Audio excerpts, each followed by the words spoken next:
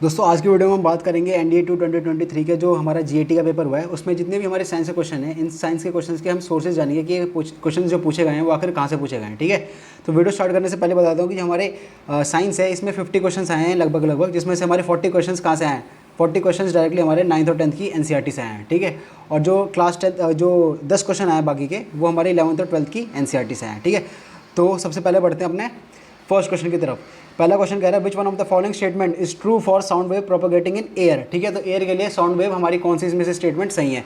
तो page number 162 163 पे आ जाना, क्लास 9th की एनसीईआरटी। ठीक है, इसमें अगर आप देखो तो ये वाला पैराग्राफ आपको मिलेगा। इसमें हमें पहले से बता रखा है कि जो हमारी साउंड वेव होती है हमारी क्या होती है, मैकेनिकल वेव होती हैं, और इनका जो नेचर होता है वो लॉन्गिट्यूडनल वेव का नेचर होता है। ठीक है, तो ऑप्शन बी इस हिसाब से देखें हम, sound is a mechanical wave and longitudinal in nature. ठीक है, तो ऑप्शन बी इसका जो करेक्ट ऑप्शन होगा। ठीक है, अगला क्वेश्चन देखते हैं which among the following statement with respect to carbon is या आर करेक्ट। पहला स्टेटमेंट कह रहा है carbon forms the basis for all living organism and many other things we use.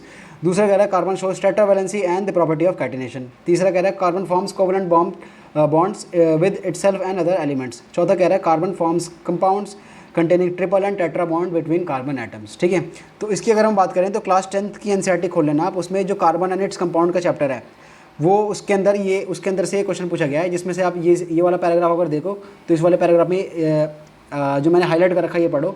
In addition all living structures are carbon based. ठीक है, तो ये वाला जो स्टेटमेंट है यहाँ से उठाइए जिसमें इन्होंने पूछा है कि carbon forms the basis of all living organism. ठीक है, तो दूसरा स्टेटमेंट है carbon shows tetravalency and property of catenation.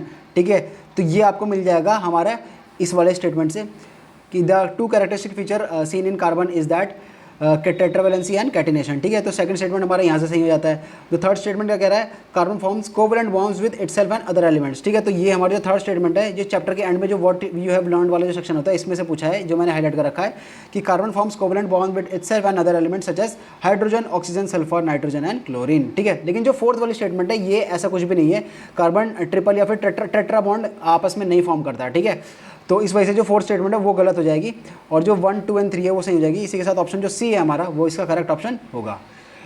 अगला क्वेश्चन कह रहा है as propose by Dalton which one of the following symbol represent phosphorus symbol. Phosphorus symbol को कौन सा रिप्रेजेंट करता था डाल्टन एटॉमिक मॉडल के हिसाब से। ठीक है, तो क्लास 9th की जो एनसीईआरटी है हमारी, जिसमें चैप्टर हमारा एटम्स एंड मॉलिक्यूल्स, उसमें ये वाली जो टेबल दे रखी है इसे आपको अच्छे से कर लेना है। इसमें देखो आप symbols of some elements as propose by Dalton. ठीक है, तो इसमें फॉस्फोरस का देखो तो आप इस टाइप का सिंबल है, तो ऑप्शन जो डी है हमारा वो इसका करेक्ट ऑप्शन होगा। और एक और बात, जो सीडीएस वाले बच्चे हैं और जो एनडीए वाले बच्चे हैं वो प्लीज़ इन सिंबल्स को अच्छे से दोबारा कर लें, क्योंकि ये आगे चल के किसी मरकरी का पूछ सकता है, क्या पता है सिल्वर का पूछ सकता है। ठीक है, अब अगला क्वेश्चन देखते हैं। अगला क्वेश्चन कह रहा है which among the following is not true with respect to colloidal solution. Colloidal solution के रिस्पेक्ट में कौन सी स्टेटमेंट इनमें से सही नहीं है। तो आप क्लास 9th की NCERT is matter around us pure, ठीक है, ये वाला चैप्टर खोल लेना। इसमें ये वाला आपको पैराग्राफ मिलेगा कोलाइडल सॉल्यूशन के बारे में। तो इसमें आपको बता रखा है, देखो आप यहाँ पे पहला स्टेटमेंट क्या कह रहा है, particles are uniformly distributed throughout the solution. ठीक है, तो यहाँ पे अगर मैंने ये येलो वाला जो हाईलाइट कर रखा है इसे पढ़ो आप, colloids are uniformly spread throughout the solution. तो यहाँ से ये जो स्टेटमेंट है ये पूरी की पूरी उठाई गई है। दूसरा स्टेटमेंट अगर आप बी पढ़ो तो ये क्या कह रहा है, colloidal solution is homogeneous in nature. ठीक है, बट अगर आप ये वाली स्टेटमेंट पढ़ो, colloidal solution is heterogeneous mixture. ठीक है, कोलाइडल सॉल्यूशन जो होता है हमारा वो अपीयर तो होमोजेनियस होता है बट एक्चुअल में हमारा हेट्रोजेनियस मिक्सचर होता है। ठीक है, तो इस वजह से जो इसमें नॉट करेक्ट पूछा था तो जो बी होगा ये नॉट करेक्ट होगा और बी हमारा जो सही ऑप्शन होगा। ठीक है, बाकी जो दो स्टेटमेंट है वो भी आप यहाँ पे देख सकते हो कि टिंडल इफेक्ट यहाँ से दिखाता है। ठीक है, and they do not settle down when kept undisturb, ये यहाँ पे है। ठीक है, तो इसी के साथ इसका जो ऑप्शन है वो करेक्ट बी ऑप्शन इसका सही ऑप्शन होगा। अगला क्वेश्चन क्या कह रहा है, kerosene and petrol mixture can be best separated by. ठीक है, तो हमारा जो क्लास 9th की एनसीईआरटी है same chapter is matter around us pure, उसके अंदर ये जो केरोसिन है उसके बारे में दे रखा है कि जो फ्रैक्शनल डिस्टिलेशन है इस प्रोसेस के द्वारा हम केरोसिन ऑयल को सेपरेट कर सकते हैं पेट्रोल से। क्यों फ्रैक्शनल डिस्टिलेशन इसलिए यूज़ होता है जब बॉइलिंग पॉइंट हमारा 25 केल्विन से भी हमारा कम होता है तो हम फ्रैक्शनल डिस्टिलेशन यूज़ करते हैं। ठीक है, तो इसीलिए ऑप्शन जो सी है ये इसका करेक्ट ऑप्शन होगा। अगला क्वेश्चन क्या कह रहा है, which one of the following metals can be extracted using carbon as reducing agent. ठीक है, तो क्लास 10th की एनसीईआरटी चैप्टर्स हमारा मेटल्स एंड नॉन मेटल्स, इसमें अगर आप ये वाला पैराग्राफ पढ़ो, the metal oxide are then reduce to the corresponding metals by using suitable reducing agent such as carbon. For example when zinc oxide is heated with carbon it is reduce to metallic zinc. ठीक है, ये reaction भी दे रखी है, तो इसका correct option होगा हमारा ऑप्शन ए। अगला क्वेश्चन क्या कह रहा है हमारा, ये कह रहा है कि अ ब्लॉक ऑफ वुड जिसके डायमेंशन हमारी 40 सेंटीमीटर, 20 सेंटीमीटर और 10 centimetre is kept on table top in 3 different position, 3 अलग अलग पोजीशन पे इसे रखा गया है, ठीक है। ए स्टेटमेंट क्या कह रहा है, with its side of dimension 20 and 10 centimetre, यानी कि एक अलाइनमेंट तो ऐसे रखी है कि जो उसकी साइड है जो बेस पे आ रही है वो हमारी 20 सेंटीमीटर और 10 सेंटीमीटर आ रही है, जो दूसरी अलाइनमेंट है वो आ रही है उस हिसाब से 10 सेंटीमीटर और 40 सेंटीमीटर की जो उसकी साइड है वो टेबल पे रखी गई है, और जो तीसरी अलाइनमेंट है वो है हमारी 40 और 20 सेंटीमीटर के हिसाब से। तो स्टूडेंट के हिसाब से हमें बताना है कि कौन सा स्टेटमेंट में से सही होगा, ठीक है। तो देखो आप लोगों को पता होगा वैसे क्लास 9th की जो ग्रेविटेशन जो चैप्टर है इसके अंदर से क्वेश्चन पूछा गया है, इसमें छोटा सा पैराग्राफ दे रखा है, इसमें आप सॉल्व कर सकते हो इसका यूज़ करके, कि आपको पता होगा कि जो हमारा प्रेशर होता है that is inversely proportion to what, it is inversely proportion to area, ठीक है। तो एरिया जिसका सबसे कम होगा सरफेस एरिया बेस का, उसका प्रेशर सबसे ज़्यादा होगा, ठीक है। तो अगर आप स्टेटमेंट ए देखो इसका एरिया कितना आ रहा है 20 इंटू 10 करोगे तो आप कितना आएगा, ये 200 सेंटीमीटर स्क्वायर आ रहा है, ठीक है। और अगर आप बी का देखो तो 40 इंटू 10 करोगे तो इसका बी का कितना आएगा हमारा 400 आएगा, ठीक है। और जो सी का करोगे आप 40 इंटू 20 तो 4 टू 8 होता है हमारा, तो 800 आएगा, ठीक है। तो सबसे ज़्यादा एरिया हमारा किसका है 800 सेंटीमीटर स्क्वायर, यानी कि सी का है, ठीक है। इसलिए जो हमारा सी का प्रेशर है वो सबसे क्या होगा, वो सबसे कम होगा, उसके बाद थोड़ा ज़्यादा होगा बी का, और उसके बाद सबसे ज़्यादा होगा हमारा प्रेशर ए का, ठीक है। तो इस हिसाब से पी ए, पी बी और पी सी ये हमारा करेक्ट ऑप्शन होगा। अगले क्वेश्चन की बात करते हैं, which one of the following arrangement of resistors offer minimum effective resistance between point X and Y, ठीक है। तो मिनिमम इफेक्टिव रेजिस्टेंस किस केस में हमें मिलेगा, तो इस वजह आपको सॉल्व करने की भी जरूरत नहीं थी, आप अगर ये चैप्टर पढ़ोगे क्लास 10th का इलेक्ट्रिसिटी तो इसके अंदर आप पाओगे कि जो हमारा तो पैरेलल में हमारा लीस्ट रेजिस्टेंस हमारा होता है, ठीक है, और जो सीरीज में होता है हमारा मैक्सिमम होता है, क्योंकि पैरेलल में हम अपना रेसिप्रोकल करके करते हैं ना, R1 R2 R3 करके, तो इस हिसाब से जो हमारा सबसे ज़्यादा पैरेलल किस में है ए और बी में है, और ए और बी में भी सबसे ज़्यादा पैरेलल रेजिस्टेंस किस में है हमारे ए में है, तो इसीलिए जो इसका करेक्ट आंसर होगा वो ऑप्शन ए होगा। अगला क्वेश्चन कह रहा है an iron nail sinks in water whereas an iron ship floats, which of the following statement is correct in this regard, ठीक है। तो इसमें पहली स्टेटमेंट क्या कह रहा है, average density of ship is greater than that of water, ठीक है। दूसरा कह रहा है average density of iron nail is greater than that of water. तीसरा कह रहा है average density of ship is less than water, और चौथा कह रहा है average density of the ship is equal to that of water. तो दोस्तों इसमें जो हमारा करेक्ट ऑप्शन होगा वो होगा हमारा ऑप्शन 2 और 3, यानी कि बी ऑप्शन, ठीक है। क्यों, तो क्योंकि अगर हम 2 स्टेटमेंट को पढ़े क्या कह रहे हैं, हमारा average density of iron nail is greater than that of water, जो कि डिटो इस पैराग्राफ में है, और जो एवरेज डेंसिटी ऑफ शिप है वो लेस होती है वाटर में, तभी तो वो तैर पाती है, ठीक है। तो इस हिसाब से जो हमारा ऑप्शन बी है जो कि स्टेटमेंट 2 और 3 को कह रहा है वो हमारा करेक्ट स्टेटमेंट होगा। अगला स्टेटमेंट देखते हैं, अगला क्वेश्चन देखते हैं, which one of the following combination of the event represent the correct sequence during reproduction in flowering plants, ठीक है। तो क्लास 10th की हमारी जो एनसीईआरटी है, हाउ डू ऑर्गेनिज्म रिप्रोड्यूस, ये वाला चैप्टर खोल लेना। इस चैप्टर के अंदर आपको ये इस टाइप का पैराग्राफ मिलेगा, ठीक है। उसमें हमें दे रखा है कि सबसे पहले हमारा क्या होता है, हमारा जो एग होता है वो जाइगोट में बदलता है, ठीक है। जाइगोट के बाद हमारा एम्ब्रियो बदलता है, ठीक है। एम्ब्रियो के बाद हमारा क्या बनता है, एम्ब्रियो के बाद हमारा बनता है ओव्यूल, और ओव्यूल से हमारा क्या बनता है, सीड बनता है, ठीक है। तो इस हिसाब से देखें तो जो ऑप्शन डी है ये बिल्कुल मैच कर रहा है, एग से हमारा क्या बना, जाइगोट बना, ठीक है। जाइगोट के बाद हमारा क्या बना, एम्ब्रियो बना, ठीक है। एम्ब्रियो के बाद हमारा ओव्यूल आ गया, ओव्यूल के बाद हमारा सीड आ गया, ठीक है, और फिर ओवरी के बाद हमारा फ्रूट आ गया, ठीक है। तो ऑप्शन जो डी है that is the correct answer. अगला स्टेटमेंट कह रहा है which of the following is the correct sequence during sexual reproduction in angiosperm, ठीक है। सेक्सुअल रिप्रोडक्शन इन एंजियोस्पर्म के हिसाब से कौन सा इसमें से करेक्ट स्टेटमेंट है। इसमें आप अगर क्लास 10th की एनसीईआरटी खोल लो, चैप्टर है इसमें how do organism reproduce, same chapter, इसमें आप ये वाले पैराग्राफ पढ़ोगे तो इसमें आपको आंसर इसका मिलेगा। इसमें क्या रखा है कि देखो सबसे पहले हमारा क्या बनता है, after fertilization the zygote divide several times to form an embryo, ठीक है। जाइगोट से बनता है हमारा एम्ब्रियो, ठीक है, and then the ovule develops a tough coat and is gradually converted into seed, ठीक है। तो पहले क्या बनता है, जाइगोट बनता है, एम्ब्रियो बनता है, फिर सीड बनता है। तो ये सीक्वेंस देख लो आप कहाँ पे है। तो अगर आप ऑप्शन ए देखो, एग फिर जाइगोट फिर एम्ब्रियो फिर सीड, ठीक है। एग फिर जाइगोट फिर एम्ब्रियो फिर सीड, ठीक। ऑप्शन ए जो है हमारा वो that is the correct option, ठीक है। Same ditto line by line कहाँ से पूछा है हमारा, एनसीईआरटी से ही पूछा है क्लास 10th की। अगला क्वेश्चन कह रहा है in flowering plant DNA content of the parent plant gets half during.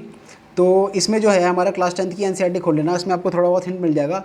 जो लास्ट का जो टेबल होती है उसमें दे रखा है reproduction in flowering part involves transfer of pollen grains from the anther to the stigma which is refer to as pollination. तो इस हिसाब से जो ऑप्शन डी है वो इसका करेक्ट ऑप्शन होना चाहिए। बाकी जो कुछ मैंने आंसर कीज देखी थी अलग अलग कोचिंग सेंटर्स की, उसमें कुछ लोगों ने इसका सीड जर्मिनेशन ही बता रखा है, तो बट एनसीईआरटी के हिसाब से तो ये आ रहा है, बट हो सकता है इसका थोड़ा स्केप्टिकल मामला हो। अगला क्वेश्चन क्या कह रहा है, which of the following is not a requirement for photosynthesis, photosynthesis के लिए कौन सी रिक्वायरमेंट नहीं है। ये तो वैसे आप अपने कॉमन सेंस से भी कर सकते थे कि भैया ऑक्सीजन तो हमारा जो कोई भी प्लांट होता है वो क्या करता है, ऑक्सीजन तो छोड़ता है, जैसे हम ह्यूमन बींग्स लेते हैं, ठीक है। कार्बन डाइऑक्साइड वो लेता है, वाटर लेता है वो, और उसके बाद क्लोरोफिल लेता है सनलाइट के द्वारा।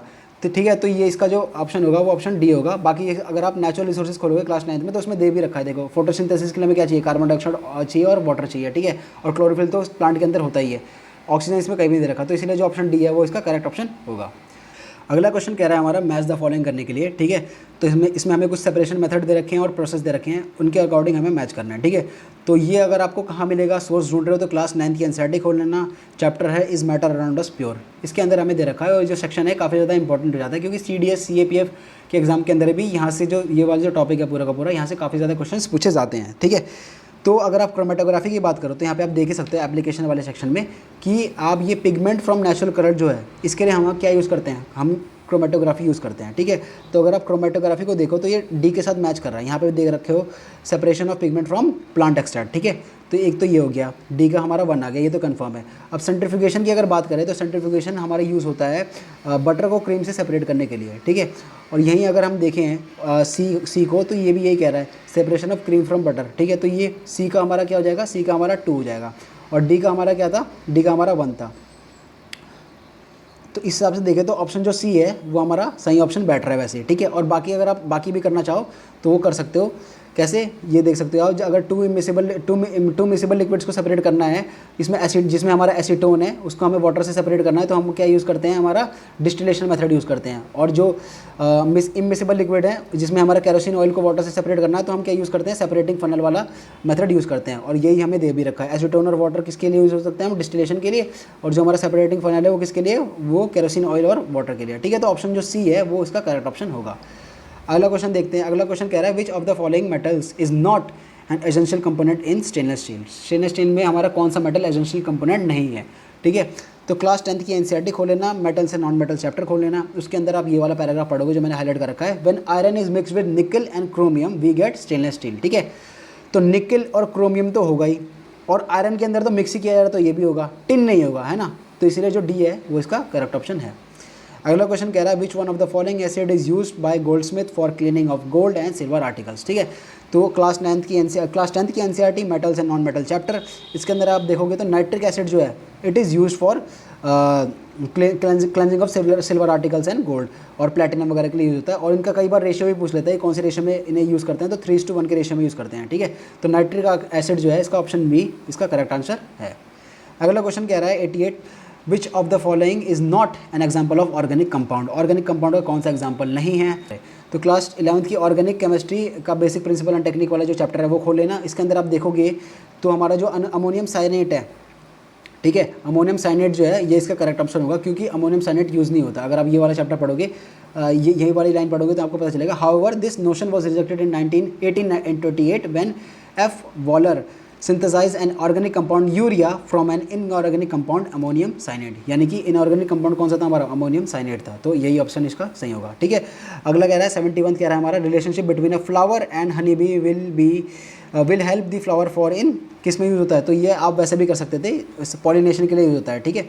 और बाकी इसका जो सोर्स है वो क्लास 10 की एनसीईआरटी है, हाउ डू ऑर्गेनिज्म रिप्रोड्यूस, ठीक है। अगला क्वेश्चन कह रहा है a liquid is heated up to a certain temperature which one of the following would correspond to the boiling of the liquid, ठीक है। तो ये क्लास 9 की एनसीईआरटी खोल लेना, मैटर इन आवर सराउंडिंग खोल लेना, ठीक है। इसमें दे रखा है the temperature at which a liquid start boiling at the atmospheric pressure is known as boiling point, ठीक है। तो when the atmospheric pressure become equal to the vapour pressure, यही इसका करेक्ट ऑप्शन होगा। अगला क्वेश्चन देखते हैं। अगला क्वेश्चन हमारा कह रहा है which of the following statement are correct about the electrical resistance and resistivity of wire, ठीक है। तो इसमें अगर हम बात करें जो 2 और 3 ये जो ऑप्शन है वो करेक्ट होगा। बाकी जो क्लास 10 की एनसीईआरटी है इलेक्ट्रिसिटी वाला चैप्टर खोल लेना, उसमें हमें दे रखा है, ठीक है। जो हमारा रेजिस्टिविटी होती है वो हमारा क्रॉस सेक्शन एरिया पर डिपेंड नहीं करती, बट टेम्परेचर पर डिपेंड करती है, ठीक है। तो इसलिए ये वाली जो स्टेटमेंट है वो गलत हो जाएगी। तो हमारे टेम्परेचर पर दोनों चीज़ डिपेंड करती है, रेजिस्टेंस भी डिपेंड करता है और रेजिस्टिविटी भी डिपेंड करती है। और जो हमारा resistance of the wire is directly proportional to the resistivity of wire, यहाँ पे आप देख ही सकते हो ये जो हमारा रो है ये हमारा रेजिस्टिविटी का सिंबल है, तो रेजिस्टेंस और रेजिस्टिविटी हमारे डायरेक्टली प्रोपोर्शन है, ठीक है। उसके बाद जो हमारा क्या कह रखा है फोर्थ स्टेटमेंट क्या कह रहा है, resistivity of wire is directly proportion to the length of the wire, ठीक है। बट ऐसा नहीं है, यहाँ पे आप देखो जो हमारा रेजिस्टेंस है that is directly proportional to the length, resistivity हमारी डायरेक्टली प्रोपोर्शनल नहीं है, ठीक है। तो इसलिए जो ये फोर्थ है वो रॉन्ग हो जाएगी, 1 भी रॉन्ग हो जाएगी, तो 2 और 3 इसका करेक्ट ऑप्शन होगा, यानी कि option C is the correct option, ठीक है, सी। अगला क्या कह रहा है हमारा, अगला कह रहा है miss Rani decide to convert her AC generator into DC generator which one of the following she would need to use, ठीक है। तो क्लास 10th की NCERT magnetic effect of electric current, इसमें आप ये वाला पैराग्राफ पढ़ो। To get a direct current DC which does not change its direction which with time a split ring type commutator must be used, ठीक है। तो यही आपका ऑप्शन है, ठीक है, ऑप्शन ए इसका करेक्ट ऑप्शन है, ठीक है। अगला क्वेश्चन क्या कह रहा है, अगला क्वेश्चन कह रहा है कि Ramesh can not see distinctly objects kept beyond 2 metre, this defect can be corrected by using a lens of power. तो जो रमेश है वो 2 मीटर से ज़्यादा की जो चीज़ें रखी हुई हैं वो देख नहीं पा रहा था, यानी कि रमेश को कौन सी डिजीज है, रमेश को डिजीज़ है हमारी मायोपिया, जिसमें हमें पास का तो दिखता है लेकिन दूर का नहीं दिखता। और दूर का क्यों नहीं दिखता हमें, क्योंकि जो हमारी रेज आती है वो हमारी रेटिना से पहले ही फॉर्म हो जाती है। अब रेटिना से पहले ही फॉर्म हो जाती है तो हमें कौन सा लेंस यूज़ करना पड़ेगा, हमें डाइवर्जिंग लेंस यूज़ करना पड़ेगा। डाइवर्जिंग लेंस हमारा कौन सा होता है, कनकेव लेंस होता है, ठीक है। तो कनकेव का हमारा जो डायोप्टर का हमारा वो होता है, क्या कहते हैं, सिंबल होता है, वो हमारा क्या होता है, कनकेव का हमारा होता है नेगेटिव। यहाँ पे आप देख सकते हो, क्लास 10th की लाइट वाले चैप्टर खोल लेना, इसमें हमें दे रखा है the power of convex lens is positive and that of concave lens is negative, ठीक है। तो इतना तो आपको पता चलेगा कि नेगेटिव आएगा हमारा आंसर, ठीक है। तो प्लस वाले तो सारे काट दो, ठीक है। उसका तो जो हमारा पावर का जो फॉर्मूला होता है वो क्या होता है हमारा 1/f, ठीक है। तो इस हिसाब से हमारा 1/f, जिसमें हमारा f हमारा मीटर में होता है, तो 1/2 करोगे आप, तो पॉइंट लगा के 0 लगा दोगे यहाँ पे, और 2 5 हमारा क्या होता है 10 होता है, ठीक है। तो 0.5 आएगा हमारा क्या डायोप्टर, ठीक है। और क्यों, अगर क्योंकि हमारा कॉनकेव है तो इस वजह से नेगेटिव आएगा, तो इसलिए जो हमारा ऑप्शन बी है that would be the correct answer, ठीक है।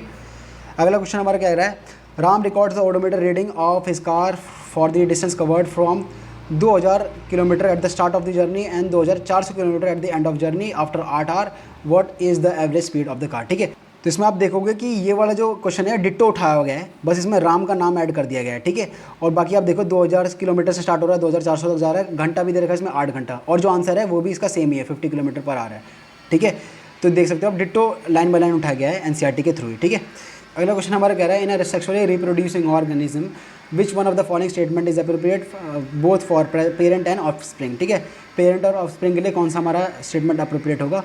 तो पहला कह रहा है हमारा chromosomes number increases but DNA content remain constant, दूसरा कह रहा है both chromosome number and DNA content remains constant, ठीक है। तो जो बी है ऑप्शन वो ही इसका करेक्ट ऑप्शन है, क्योंकि जो क्रोमोसोम्स होते हैं वो हमारे सेम होते हैं, और जो DNA होते हैं हमारे वो भी सेम होते हैं। क्रोमोसोम्स क्यों सेम होते हैं, क्योंकि मेल के पास क्या होता है X और Y होता है, और फीमेल के पास क्या होता है हमारा X और Y होता है, ठीक है।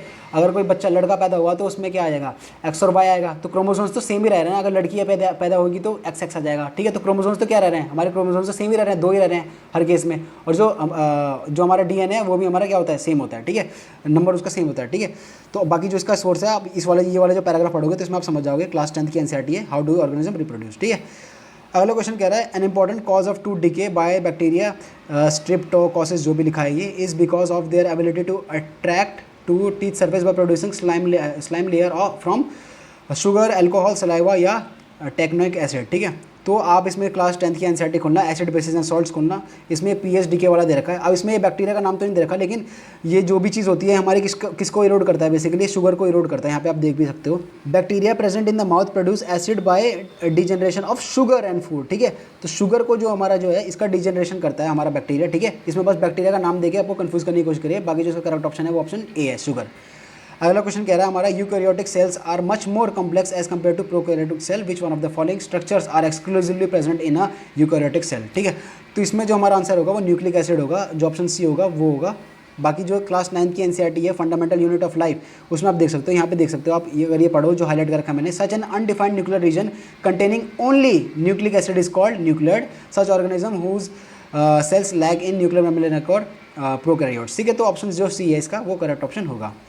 अगला क्वेश्चन कह रहा है हमारा कंसिडर द फॉलोइंग रिएक्शन, इसमें हमें बताना है कि ये जो the respective state of HGO HgNO2 in the above reaction is हमारा लिक्विड सॉलिड गैस है, सॉलिड गैस है, या फिर हमारा क्या है, ठीक है। तो क्लास 10th की NCERT खोल लेना, metals and non metals chapter खोल लेना, उसमें आपको ये चीज़ मिलेगी, और डिट्टो ये चीज़ उठाई गई है, ये देख सो आप, ये रिएक्शन आप खोल लेना। अब यहीं से आप देख सकते हो HGO हमारा क्या लिख रखा है, S का मतलब क्या है, ये सॉलिड, ठीक है। तो पहले तो हमारा सॉलिड हो गया, ये हमारा सॉलिड होगा। Hg हमारा क्या होता है, ये L लिख रखा है यानी कि लिक्विड, ठीक है। तो ये हमारा क्या होगा, लिक्विड होगा, और O2 हमारा गैस होता है, सबको पता है। तो सॉलिड लिक्विड गैस हमारा वो बनना चाहिए, तो सॉलिड लिक्विड गैस यानी कि डी जो ऑप्शन है that would be the correct option. अगला क्वेश्चन कह रहा है which of the following metals does not react with cold water to liberate hydrogen gas. ठीक है, तो ये आप क्लास 10th की एनसीईआरटी मेटल से नॉन मेटल ये खोल लेना। मेटल से नॉन मेटल से काफ़ी ज़्यादा क्वेश्चन पूछे गए एनडीए के अंदर। ठीक है, तो इसमें खोलोगे आप ये वाली चीज़ पढ़ोगे आप, metals like potassium sodium react violently with cold water. ठीक है, तो पोटेशियम और सोडियम तो वायलेंटली कोल्ड वाटर के साथ रिएक्ट करते हैं, तो पोटेशियम को एलिमिनेट कर दो, सोडियम को एलिमिनेट कर दो। ठीक है, क्योंकि इसमें पूछा है कि नॉट रिएक्ट। ठीक है, उसके बाद अगर हम अगली लाइन पढ़ें तो ये क्या कह रहा है, the reaction of calcium with water is less वॉलेंट। ठीक है, वॉलेंट तो है लेकिन लेस वॉलेंट है। ठीक है, तो कैल्शियम को भी काट दो। ठीक है, आयरन जो है इसकी कहीं भी बात नहीं करी गई है, इसलिए जो ऑप्शन बी है वो इसका करेक्ट ऑप्शन होगा। अगला क्वेश्चन क्या कह रहा है, which of the following process involve chemical reaction. Chemical reaction किस कौन से प्रोसेस में होगा।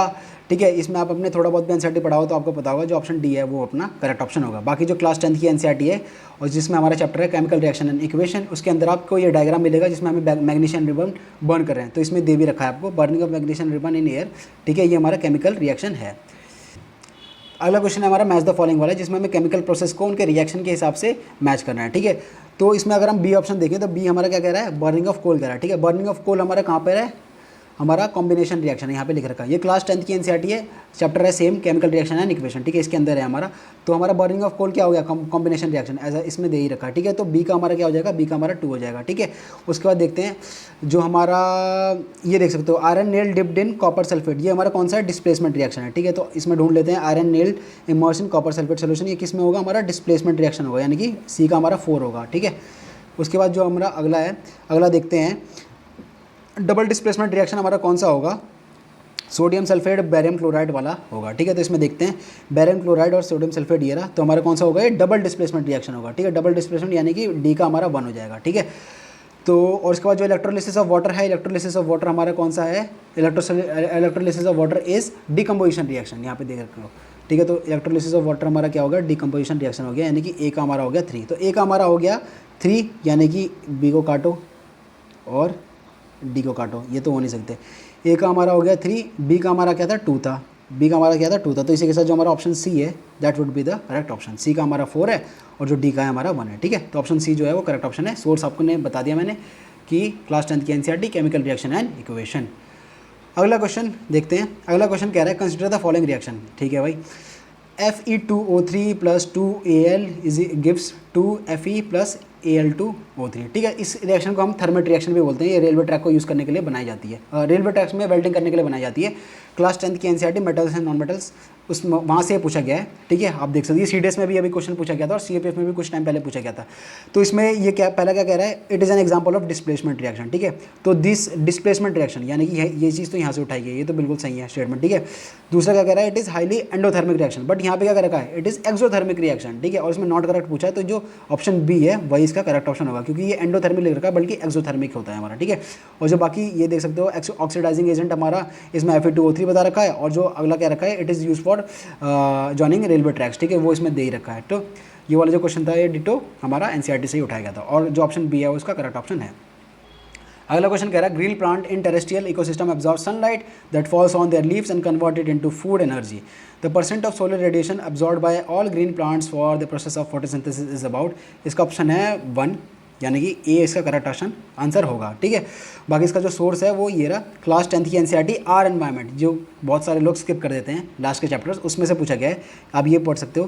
Green plant in terrestrial organism capture about 1% of energy of solar system कह रहा हूँ sunlight that falls on their leaves and convert into food energy. ठीक है, तो लाइन बाय लाइन हमारा यहाँ से पूछा गया है डिट्टो, तो 1% इसका ऑप्शन होगा, यानी कि option number A is the correct answer. ठीक है, अगला क्वेश्चन हमारा कह रहा है Buckminster fluorine which looks like a football is an allotropic form of, ये तो बहुत लोगों ने मेरे हिसाब से कर ही दिया होगा, कार्बन इसका करेक्ट ऑप्शन है। यहाँ पे आप देख सकते हो ये हमारा बकमिस्टर है। ठीक है, ग्रेफाइट और डायमंड ये सब कार्बन के एलोट्रॉप्स हैं। ठीक है, ये बाकी इसका जो सोर्स है हमारा क्लास 10th की एनसीईआरटी कार्बन एंड कंपाउंड वाला चैप्टर है। ठीक है, तो इसका करेक्ट ऑप्शन क्या होगा, सी। अगला क्वेश्चन कह रहा है which of the following alloys contain a non metal as one of its constituent. ठीक है, कौन सा हमारा अलॉय है जो हमारा नॉन मेटल को एक वन ऑफ द कॉन्स्टिट्यूएंट करता है। ठीक है, तो क्लास 10th की एनसीईआरटी खोल लेना, मेटल से नॉन मेटल चैप्टर खोल लेना, उसमें अगर आप ये वाला चैप्टर पढ़ोगे तो इसमें फॉर एग्जांपल से अगर आप पढ़ना स्टार्ट करोगे, for example iron is most widely use metal but it is never use in pure state. ठीक है, प्योर स्टेट के अंदर आयरन को हम कभी यूज़ नहीं करते, why, it is because pure iron is very soft and stretches very easily when hot, यानी कि प्योर आयरन जो होता है हमारा वो प्योर फॉर्म में बहुत ज़्यादा सॉफ्ट होता है और जब गर्म हो जाता है तो वो बहुत जल्दी स्ट्रेच हो जाता है, ठीक है। But if it is mixed with small amount of carbon about 0.05% it becomes hard and strong. लेकिन हम कार्बन के साथ अगर इसे मिक्स कर देते हैं तो ये बहुत ज़्यादा हार्ड एंड स्ट्रॉन्ग हो जाता है। और क्योंकि आपको पता है कि जो हमारा आयरन होता है इसी में हम थोड़ी और अलाइंग करके इसे क्या बताते हैं, स्टील बना देते हैं, तो इसीलिए हमारा जो ऑप्शन डी है वो इसका करेक्ट ऑप्शन होगा।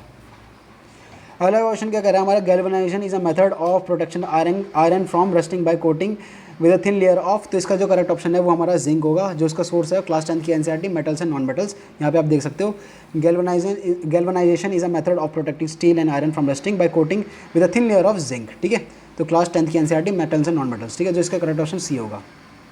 अगला क्वेश्चन हमारा कह रहा है Sita 1.5 metre high stand before a plane mirror fixed on a wall to view her full image. What should be the minimum height of the plane mirror so that Sita can see her full image? तो ये वाला जो question है बहुत सारे लोगों ने वैसे सही कर दिया होगा, बिकॉज जो भी हमारा ये सिंपल सी थ्योरी होती है कि in order to see her full image of a person the minimum size of the mirror should be 1/2 of the person, ठीक है। जो भी हमारा साइज ऑफ मिरर है, अगर हम अपने फुल हाइट की इमेज देखना चाहते हैं उस मिरर के अंदर, तो जो मिरर की हाइट होनी चाहिए वो हमारी हाइट से कम आधी, तो आधी या फिर उससे ज़्यादा होनी चाहिए, ठीक है। तो हमारी सीता की हाइट कितनी है 1.5 मीटर है, ठीक है। तो इसकी कम से कम आधी हाइट का हमारा मिरर होना चाहिए, तभी वो पूरी इमेज अपनी देख पाएगी। तो 1.5 का आधा क्या होता है हमारा 0.75 मीटर, ये इसलिए हमारा जो ऑप्शन सी है वो इसका करेक्ट ऑप्शन होगा। अगला क्वेश्चन कह रहा है the heating element of an electric iron is usually made of, तो इसका जो करेक्ट आंसर है वो हमारा नाइक्रोम है। बाकी जो इसका सोर्स है वो आप क्लास 10 की एनसीईआरटी में देख सकते हो इलेक्ट्रिसिटी वाले चैप्टर में, ठीक है। अगला क्वेश्चन हमारा कह रहा है the potential difference between the two end terminal of an electric heater is 220 volt and the current through it is 0.5 ampere. What would be the current through the heater if the potential difference across the terminal of the heat is reduce to 120 volt, ठीक है। तो जो इसका correct option है वो option C है 0.25 ampere. बाकी जो आपका इस क्वेश्चन को सॉल्व करना चाहते हो तो क्लास 10 की एनसीईआरटी खोल लेना, इलेक्ट्रिसिटी वाला चैप्टर खोल लेना, उसमें देखो ये डिट्टो क्वेश्चन पूछ रखा है, बस थोड़े थोड़े इसमें क्या चेंज है, इसमें बस हमारे जो डिजिट्स हैं वो अलग हैं, बाकी जो पूरा का पूरा मेथड है वो सेम है। तो इस मेथड को अगर आप लगा के सॉल्व करोगे तो इसका जो हमारा ऑप्शन आएगा वो 0.25 एम्पियर आएगा, ठीक है।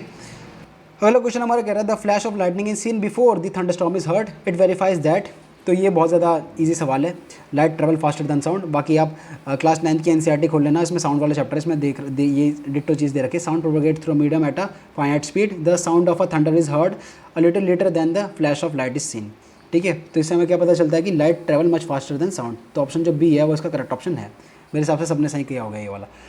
अगला क्वेश्चन हमारा कह रहा है the streaming of light beams coming from the sun through trees is said to have suggested that light travels in straight line, the particles on the path of light beams are visible to us because, जो इसका correct option होगा because dust particles in our air scatters light into our eyes, ठीक है। बाकी जो इसका source है class 9 की NCERT is matter around us pure, इसमें आपको देखोगे तो ये क्योंकि जो ये डस्ट पार्टिकल्स होते हैं इससे जो हमारी रे ऑफ लाइट है वो टकरा के हमारे टिंडल इफेक्ट शो करती है, तो इसका ये करेक्ट ऑप्शन वो यही होगा, ठीक है। बाकी अब ये पूरा पैराग्राफ पढ़ोगे तो आपको समझ में आ जाएगा, तो इसका करेक्ट ऑप्शन हमारा ऑप्शन बी है। अगला क्वेश्चन क्या कह रहा है हमारा, अगला क्वेश्चन कह रहा है which of the following optical phenomena supports that the light is a transverse wave, ठीक है। तो हमारा जो पोलराइजेशन है इट सपोज दिस फिनोमिना, जो कि हमारा क्लास 12 की एनसीईआरटी पेज नंबर 352 में चले जाना, चैप्टर हमारा है वेव ऑप्टिक्स। तो यहाँ पे क्लास 10 की एनसीईआरटी जो कि हायर स्टैंडर्ड की एनसीईआरटी उसमें दे रखा है हमारा the phenomena of polarization which is based on the fact that light waves are transverse electromagnetic waves, ठीक है। तो ऑप्शन हमारा डी इसका करेक्ट ऑप्शन है। अगला क्वेश्चन कह रहा है 100 gram sphere is moving at a speed of 20 metre per second and collides with another sphere of mass 50 gram if the second sphere was at rest prior to the collision and the first sphere comes at rest immediately after the collision considering the collision to be elastic the stream of second sphere would be, तो इसका जो correct option होगा वो option D होगा, यानी कि 40 metre per second. जिसका source है वो हमारा क्लास 11 की एनसीईआरटी खोल लेना, work energy and power chapter खोल लेना, उसमें इलास्टिक और इनलास्टिक जो कोलिजन है इसमें जो लीनियर मोमेंटम का जो कंजर्वेशन वाली चीज़ है उस फिनोमेना पे काम करता है। तो आप ये जो पढ़ोगे उसमें आपको कुछ फॉर्मूलाज मिलेंगे, उसके बेसिस पे सॉल्व होता है, ठीक है। तो इसका जो करेक्ट ऑप्शन है वो ऑप्शन डी है। अगला क्वेश्चन हमारा कह रहा है which of the following graphs represent the equation of motion v equal to u plus a t, ठीक है। तो इसमें से जो हमारा करेक्ट ऑप्शन होगा वो हमारा ऑप्शन डी होगा, ठीक है। वैसे बहुत सारे लोग इसका ऑप्शन ए भी बता रहे हैं, बट जो मैंने थोड़ा और कंफर्म किया तो मेरे हिसाब से इसका ऑप्शन डी होगा। बाकी अब एक बार चेक कर लेना, ठीक है। बाकी क्लास 9 का जो मोशन है उसमें क्योंकि ये चीज़ दे रखी है, क्योंकि यहाँ पे इसने ये बोला है ना नॉन जीरो होना चाहिए हमारा, ठीक है। तो इस हिसाब से ये वाला जो ग्राफ है वो मोस्ट अप्रोप्रिएट बैठ रहा है मेरे अकॉर्डिंग, ठीक है। अगला क्वेश्चन हमारा कह रहा है how many of the following materials can be attracted by a magnet, ठीक है। तो इसमें जो हमारा करेक्ट ऑप्शन होगा वो हमारा नन होगा, क्योंकि प्लास्टिक तो होगा नहीं, ये आप सबको पता है, ठीक है। एल्यूमिनियम और एल्यूमिनियम आप लोगों को कन्फ्यूजन होगी, तो एल्यूमिनियम में मैंने गूगल किया था, तो एल्यूमिनियम भी हमारा नहीं होता है, ठीक है। क्योंकि आप यहाँ पे देख सकते हो metals like iron, cobalt, nickel gets attracted to a magnet, they are magnetic material, but gold, aluminium, silver are metals which are non magnetic, ठीक है। तो गोल्ड, एल्यूमिनियम, सिल्वर तो हमारा होगा नहीं, तो एल्यूमिनियम भी हमारा नहीं होगा, ठीक है। और बाकी जो स्टेनलेस स्टील है वो कुछ केसेस में बता रखा है, स्टेनलेस स्टील हमारा मैग्नेट के थ्रू अट्रैक्ट होता है, बट कुछ केसेस में नहीं होता। तो हम 4 अगर इसमें दे रखा ऑप्शन में तो हम 4 करते हैं, लेकिन 4 भी हमें दे नहीं रखा, ठीक है, तो हम 4 भी नहीं करेंगे। तो इसका जो करेक्ट ऑप्शन होगा वो डी होगा, नन। अगला क्वेश्चन हमें पूछ रखा है, the motion of the particles of mass m is describe by the relation y is equal to ut minus half gt square, where u is initial velocity of the particle, the force acting on the particle is. अब दोस्तों आप विश्वास नहीं मानोगे, जो class 11th की NCERT है, जो हमारे चैप्टर है लॉज ऑफ मोशन, उसमें आप ये वाला क्वेश्चन पढ़ो। The motion of a particle mass m is describe by y is equal to yt plus half gt square है। बस यहाँ पे माइनस दे रखा है और यहाँ पे प्लस दे रखा है, इतना डिफरेंस है, और बाकी जो पूरा का पूरा क्वेश्चन है वो सेम है। लास्ट में इसका आंसर क्या निकल के आ रहा है, F is equal to M A is equal to M G आ रहा है, ठीक है। और जो करेक्ट ऑप्शन है वो माइनस एम जी है, क्योंकि इसमें पहले यहाँ में हमें क्या दे रखा है, हमें नेगेटिव दे रखा है। तो इसका जो करेक्ट ऑप्शन होगा वो डी होगा। सोर्स है इसका क्लास 11th की एनसीईआरटी। अगला क्वेश्चन है हमारा, in angiosperm pollen grains germinate to produce 2 male gametes which of the following function is carried out by those gametes, ठीक है। तो इसमें आप क्लास 12th की जो sexual reproduction in flowering plant वाला जो चैप्टर है वो खोल लेना, इस हिसाब से आप पाओगे जो हमारा ऑप्शन डी है, it is the correct option, ठीक है। अगर आप ये पूरा का पूरा पैराग्राफ पढ़ोगे तो आपको समझ में आएगा, ठीक है। 1 gamete fuses with the egg cell and the other fuses with the diploid secondary nucleus, ठीक है। अगला क्वेश्चन हमारा कह रहा है, which of the following graph correctly represent the current and voltage variation of rectangular piece of semiconductor wafer. तो इसमें जो है हमारा क्लास 12th की एनसीईआरटी है, सेमीकंडक्टर वाला चैप्टर है, उसमें आप ये वाला ग्राफ देखोगे, तो क्योंकि इसमें पॉजिटिव वाला ही दे रखा है, तो पॉजिटिव वाले में क्या हो रखा है, इस टाइप का जा रखा है, तो इसलिए हमारा जो ऑप्शन सी है that would be the correct option, ठीक है। अगला क्वेश्चन हमारा कह रहा है, what is the action of litmus on ethanol, ठीक है। तो ये मैंने गूगल किया था, एनसीईआरटी में नहीं मिला। उसके हिसाब से जो हमारा इथेनॉल है वो हमारा न्यूट्रल होता है, ठीक है। तो इस हिसाब से हमारा न्यूट्रल होता है, जो ऑप्शन ए है that would be the correct option है, litmus is neutral towards ethanol. अगला क्वेश्चन हमारा क्या है, the 2 important feature of sexual reproduction in higher organism that create genetic diversity in offspring are. तो जो हमारा जो ऑप्शन बी है वो इसका करेक्ट ऑप्शन होगा, मियोसिस एंड फर्टिलाइजेशन, ठीक है। बाकी जो मैंने गूगल करके इसका आंसर फाइंड किया था। अगला क्वेश्चन हमारा कह रहा है, what will happen if a collection of positive and negative charge are passed at a high speed through a magnetic field which is perpendicular to the direction of motion of the charges, assume that both kind of charges are not going to recombine, ठीक है। तो इसका जो correct option रहेगा वो option B है।